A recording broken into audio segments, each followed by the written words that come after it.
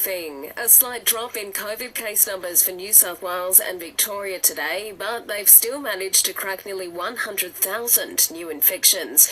Queensland's numbers have had a big jump, with more than 23,000 recorded. That's compared to almost 15,000 the day before. The ACT is steady with just over 1,200. It's the same in Tasmania. Sadly, more than 50 people have lost their lives. The New South Wales Premier has backed calls for Hillsong Church to be fined after footage of a youth camp in Newcastle showed crowds of maskless people singing and dancing.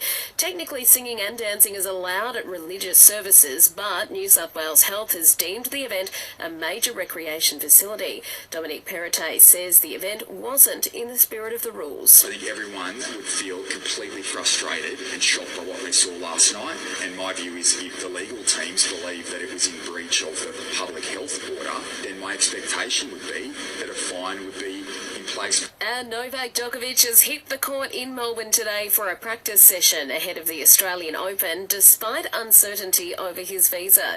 Greek tennis star Stefanos Tsitsipas is the latest to weigh in on the drama, saying Novak is making the vaccinated players look pretty foolish. Former Aussie player Sam Groth has told Channel 9 those comments are bang on. I've been speaking to a lot of the players here in Adelaide, and his sentiment is being reflected by many of them to me as well. The Snooze Super Summer Sale is now on. Save up to 50% on mattresses and up to 40% on bed frames. Exclusions, T's and C's apply. Checking sport, Usman Khawaja will open the batting for Australia in the final Ashes test in Hobart this Arvo. Skipper Pat Cummins says Marcus Harris knew he was being dropped. I think he knew it was coming. The message to Harry is we think he's going really well. It's really tough on him.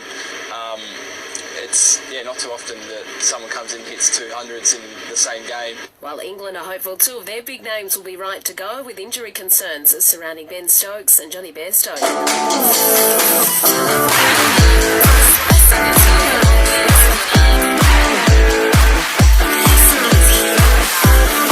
Checking Cairns weather remaining fine. Could be some showers around, getting down to 23 degrees tonight. Mostly sunny tomorrow with tops of 33. The same for Sunday, warming up to 34. The Listener app is the new home of your local news. Join now to listen live or on demand.